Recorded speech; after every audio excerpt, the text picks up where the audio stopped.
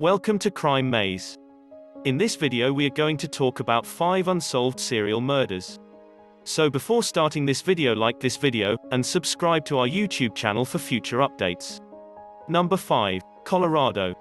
6-year-old pageant queen JonBenet Ramsey was found dead in her family's home in Boulder in 1996. On December 26, 1996, JonBenet Ramsey was discovered dead in the basement of her family's home. According to Vanity Fair, she was wearing her favorite pageant nightgown, and had cords over her right wrist and neck. According to CNN, her parents also discovered a $118,000 ransom note. Her parents, John and Patsy Ramsey, were first suspected of being involved in the case. However, DNA evidence extracted from JonBenet's underwear in 2003 revealed that 2 unrelated people were involved. In 2006, a guy named John Mark Carr confessed to the murder, but it was deemed that his confession was fake, because he couldn't provide any additional details, and his DNA didn't match what was found at the scene. The case is still active. About 7 hours after she was reported missing, her father, John, discovered the girl's death in the basement of their home. She had been strangled and had a shattered skull from a blow to the head. A garrote was discovered tied around her neck. According to the autopsy report, JonBenet's official cause of death was strangulation asphyxia accompanied with craniocerebral trauma. Her death was determined to be homicidal. The case drew national attention, in part because JonBenet's mother, Patsy Ramsey, a former beauty queen, had enrolled him in a series of child beauty pageants. The incident is still unsolved, and the Boulder Police Department is investigating it. Number 4, Georgia. Vanessa "Honey" Malone was shot while visiting her friend's apartment in Stone Mountain in 2001. Vanessa "Honey" Malone, 18, told her mother, Flora, that she was heading out after a day at work in 2012, according to NBC News. Flora heard shots from a nearby apartment complex and called Vanessa to see if she was okay. She did not answer the phone. Vanessa's 2 companions who were renting the flat where she was killed said they were held captive and trapped in the toilet during an armed robbery. The cold case was reported on Dateline NBC, and her family maintains a Facebook group to elicit public clues. Although 1 arrest was made in April, it is likely that more people were involved. According to Persons Magazine, DeKalb County Police Sergeant L. Schuler said after the arrest, "We do suspect that numerous people are guilty for this crime, and the investigation is ongoing. We're hoping for additional arrests." Vanessa "Honey" Malone's family has finally obtained answers to the question of who killed the 18-year-old after 8 years. Donald Ash, 34, was arrested by DeKalb County Police in 2012 for the murder. Honey was shot twice after knocking on the door of her friend's Stone Mountain, once in the chest and once in the back.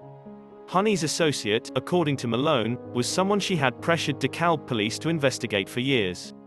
She responded, "He's been out on the streets, having fun, enjoying his life.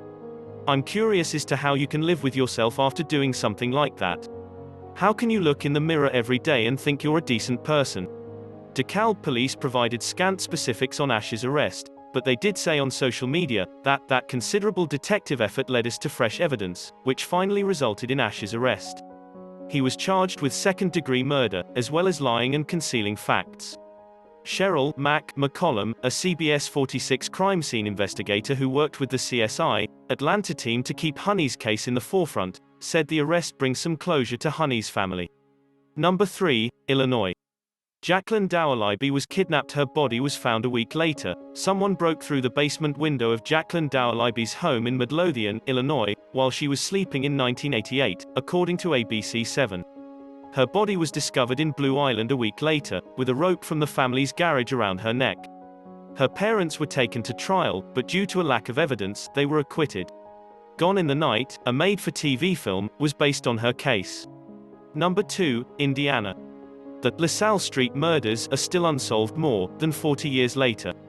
On December 1, 1971, 3 men were found murdered inside 1318 North LaSalle Street, and the killer is still unknown. There were simply too many potential suspects. That, I believe, was the issue, Captain Robert Snow of the Indianapolis Police Department told Fox 59. They couldn't seem to narrow it down.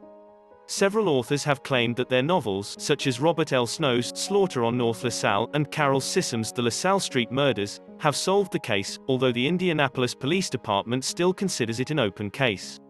Since 3 businessmen were found killed in a residence at 1318 North LaSalle Street on December 1, 1971, details may have faded from recollection. However, the case's horror and decades-long mystery nearly guarantees that it will remain one of the region's most infamous crimes, with more twists and turns than any fiction writer could concoct. No one has ever been brought to justice. It's improbable that anyone will ever be. There are at least 2 ideas on who carried out or ordered the murders. All of the identified suspects have been found dead. But are there any surviving accomplices? No one has a definitive answer. Indianapolis businessman Robert Hinson, 30, James C. Barker, 27, and Robert Gearsha, 34, were killed at the house. Their hands and feet were encircled with ropes. They'd had their throats cut. Number 1, Kentucky. The murder of 19-year-old Betty Gale Brown is Lexington's oldest cold case. Betty Gale Brown, 19, was found strangled to death with her own bra in her automobile in front of Transylvania College's old Morrison building on October 27, 1961. In 1965, a guy confessed to the crime while drunk, but the jury didn't believe him, and the trial ended in a hung jury. Her assailant became a legendary character in Lexington, a type of all-purpose boogeyman, according to the Lexington Herald leader. Her assassination was also dubbed Lexington's most notorious cold case by the Herald leader. Robert G. Lawson's book, Who Killed Betty Gale Brown, is based on the cold case. What do you think about this video? Which of the following 5 unsolved serial murders you find most interesting? Do let us know down in the comment section below. If you enjoyed this video and want to hear from us again, be sure to hit that subscribe button before you go.